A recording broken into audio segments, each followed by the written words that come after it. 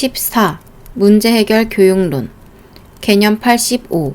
문제 해결 과정에서의 발문. 1. 문제 이해 단계. 문제를 이해하는 단계로 문제에서 구하려는 것과 주어진 것을 알고 용어의 뜻을 파악하며 문제를 분석하는 것이 이 단계에 해당한다. 미지인 것은 무엇인가? 주어진 것은 무엇인가? 조건은 무엇인가?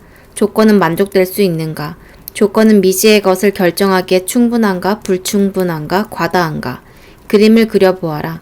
적절한 기호를 붙여라. 조건을 여러 부분으로 분해해보아라. 2. 해결 계획 단계. 문제에서 주어진 것과 구하려는 것 사이의 관계를 파악하는 단계로 여러 가지 문제 해결 전략을 이용하게 된다. 주어진 것과 구하려는 것 사이의 관련성을 즉각적으로 발견할 수 없을 때에는 보조 문제를 고려해야 한다. 전에 이와 유사한 문제를 본 적이 있는가? 관련된 문제를 알고 있는가? 도움이 될 것 같은 어떤 사실이나 정리를 알고 있는가? 미지인 것을 잘 살펴보아라. 친숙한 문제 중에 미지인 것이 같거나 유사한 문제를 생각해 보아라. 문제를 달리 진술할 수 있을까? 좀 더 다르게 진술할 수 있을까? 정의로 되돌아가 보자. 이 용어의 정의가 무엇이었지? 보다 쉬운 관련된 문제를 생각해낼 수 있을까? 문제를 보다 일반적인 형태로 변형할 수 있을까? 문제를 보다 특수한 문제로 변형할 수 있을까? 문제를 부분적으로 풀 수 있는가? 조건 가운데 일부분만 남기고 다른 것은 버려보아라. 그러면 미지인 것은 어느 정도까지 정해지는가? 미지인 것을 결정하는데 적절한 다른 자료를 생각해 볼 수 있을까? 문제에 필요한 조건을 모두 사용했는가? 문제에 포함된 핵심적인 개념을 모두 고려했는가? 3. 계획 실행 단계. 해결 계획에 따라 실행하는 단계이다. 풀이의 각 단계를 조심스럽게 실행하도록 하라. 각 단계가 올바른지 명확히 알 수 있는가? 그것이 옳다는 것을 설명할 수 있는가? 4. 반성 단계. 문제를 해결한 과정을 처음부터 검토해보고 다른 방법으로 해결할 수는 없는지를 알아보고 혹시 다른 방법이 있으면 어느 방법이 더 나은지를 생각해본다. 결과를 점검할 수 있는가? 풀이 과정을 점검할 수 있는가? 결과를 다른 방법으로 이끌어낼 수 있는가?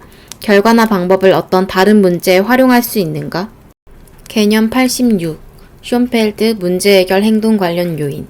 첫째, 자원은 문제를 해결하기 위해 개인이 사용할 수 있는 도구와 기법으로 문제와 관련된 수학적 지식, 직관, 알고리즘, 법칙에 대한 이해 등을 말한다.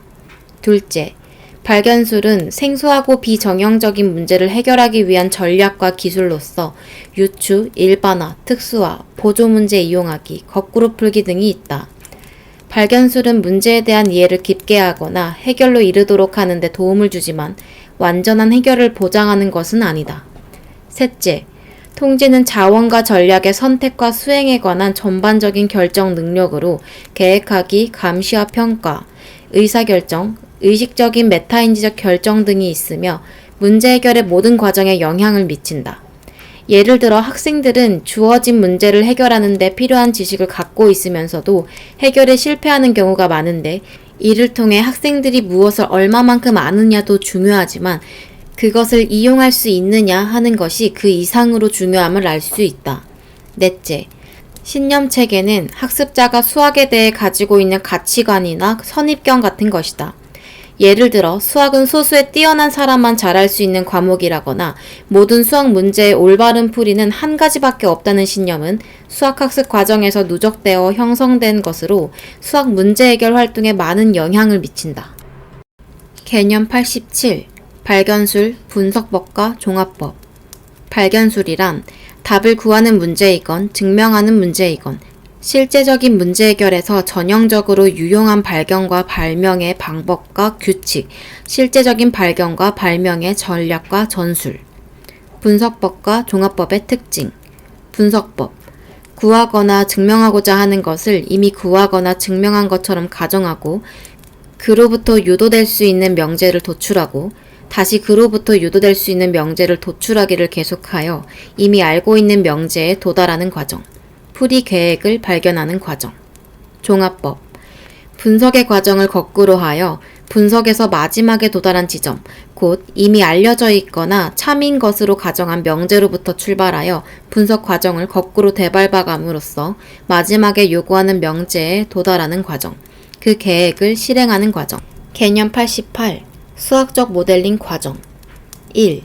현상을 관찰하여 그 현상 속에 내재되어 있는 문제 상황을 명료히 밝히고 문제에 영향을 미치는 중요한 요인들을 찾는다. 2. 요인들의 관계를 추측하고 그 요인들을 수학적으로 해석하여 현상에 적합한 모델을 구축한다. 3. 적절한 수학적 분석을 그 모델에 적용한다. 4. 결과를 얻고 현상에 맞도록 그 결과를 재해석하여 결론을 도출한다. 개념 89. 수학적 모델링의 목적. 새로운 수학적 개념과 방법을 이해한다. 실생활 또는 다른 교과에서의 수학의 응용과 모델링의 실제를 이해한다. 창의적 사고와 문제 해결 태도, 활동, 능력을 기른다. 수학을 활용하여 실생활 또는 다른 교과와 연결된 맥락을 비판적이고 합리적으로 사고하려는 태도를 기른다. 수학이 이미 완성된 산물이 아니라 인간 활동의 결과로 만들어진 것임을 이해한다. 개념 90. 수학적 모델링 관련. 수학적 모델링은 문제 해결의 특징을 지니지만 비수학적 문제 상황에서 출발하는 것을 기본으로 한다는 점에서 문제 해결과 차별화된다. 즉, 수학적 모델링은 비수학적 대상에서 수학적 표상을 찾는 것으로 대상이나 체계 또는 과정의 중요한 특징을 조정하는 수학적 구조나 이론을 세우는 것을 말하며 어떤 현상에 관한 문제를 해결하기 위하여 원래의 문제 상황을 수학적으로 표현하고 번안하는 수학화를 중시한다. 개념 91. 문제 제기 의미. 문제 제기의 의미는 문제를 해결하는 과정에서 새로운 문제를 제기함으로써 원래의 문제를 재해석하게 되고 원래의 문제를 해결할 수 있는 단서가 생기게 되며 새로운 문제를 만들어 봄으로써 원래의 문제를 이전과는 전혀 다른 새로운 관점에서 볼 수 있게 함으로써 그 의미를 보다 명확하게 이해할 수 있게 할 뿐만 아니라 그로부터 새로운 생각을 하게 되기도 한다. 문제 제기는 문제 설정이라고도 한다. 개념 92. 와리프나 전략. 1. 출발점 선택하기. 2. 속성 열거하기. 문제를 구성하고 있는 요소나 속성을 모두 열거해 본다. 3. 와리프나 수행하기, 속성 부정하기. 전 단계에서 열거한 속성이 만약 그렇지 않다면 어떻게 될 것인가 라는 의문을 가져본다. 4. 문제 제기하기. 전 단계에서 생각한 의문을 기초로 새로운 문제를 만든다. 5. 설정된 문제 분석하기. 새로 만든 문제를 분석하거나 해를 구한다. 개념 93. 수학적 모델링 사이클. 1. 문제. 문제는 항상 현실, 즉 실제 상황의 일부이며 학습자는 주어진 문제에 대해 생각하고 가정을 해야 한다. 2. 형식화. 실제 상황을 단순화하고 구조화하고 마침내 그것을 형식화한다. 형식화는 수학적 모델로 특성화될 수 있고 수학의 일부가 된다. 3. 계산. 형식화에서 계산으로의 과정에서 학습자는 최종적으로 모델을 계산하기 위해 수학적 능력을 사용하며 이러한 계산은 수학적인 단계이다. 이 모델에서 수학적 결과는 계산 단계에 포함되며 4. 해석. 이 결과를 해석해야 한다. 가령 x는 10이 결과이고 문제의 맥락에서 거리를 나타내야 하는 경우라면 해석은 x는 10kg이 아니라 x는 10km가 된다. 이에 따르면 해석 단계는 수학과 현실을 모두 포함하는 것이라 할 수 있다. 5. 검증. 검증은 해석보다 한 걸음 더 나아가서 실세계의 일부이다. 즉, 검증은 실제 결과에 해당된다. 6. 보고. 결과가 의미 있고 학습자도 자신의 계산 과정을 검토하였다면 결과를 보고해야 한다. 이때 보고서는 언어적으로 표현할 수도 있고 적절한 추론과 함께 해법을 글로 작성할 수도 있다. 수학적 모델링 사이클 의의. 수학적 모델링 사이클이 교수학습 과정의 일부가 되어야 하는 이유는 다음과 같다. 1. 모델링 사이클은 수학적 모델링의 의미에 대한 이해를 제공하고 2. 모델링 사이클은 자신의 모델링 과정 내에서 방향을 제공하며 3.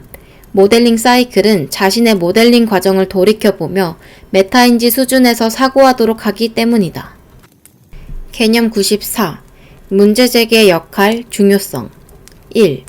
창의적 능력이나 특별한 수학적 능력의 발현에 도움을 준다. 2. 탐구지향적인 학습 태도를 길러준다. 3. 학생들의 수학에 대한 이해 정도를 파악할 수 있는 수단이 된다. 4. 학생들에게 이미 배운 지식을 종합적으로 이용할 수 있는 기회를 제공한다. 5. 학력 수준이 낮은 학생들에게도 의미 있는 수학학습 활동을 제공한다. 6. 수학에 대한 긍정적인 성향을 함양시키는 수단이 된다. 개념 95. 폴리아의 문제 제기. 문제를 제기하는 것을 수학을 창조하는 결정적인 사고 단계인 바, 문제를 제기하고 형식화하는 데 학생들을 참여시키는 것은 학습 동기를 유발시켜주면 물론이고 바람직한 과학적 태도를 가르치는 것이다. 문제 제기의 예는 다음과 같다. 문제 제기는 주어진 문제를 해결하는 수단이 될 수 있다. 문제 해결 계획의 작성 단계에서 문제의 조건이나 자료, 가정이나 결론을 변형하여 보조 문제를 작성하여 해결해 봄으로써 원래의 문제를 해결할 수 있는 단서를 찾는 방식의 전략은 매우 중요한 문제 해결 전략이다. 또 폴리아는 학생들의 수학적인 사고 경험은 혼자 고안한 문제를 풀어볼 기회가 없었다면 불완전하다고 하면서 어떤 문제를 푸는데 성공하고 나면 반드시 반성 단계에서 미지인 것과 자료, 조건의 역할을 바꾸거나 일반화, 특수화, 유추 등을 통해 또는 응용 상황을 고려하여 발전적으로 새로운 문제를 찾아 해결해 보도록 요구하고 있다. 개념 96.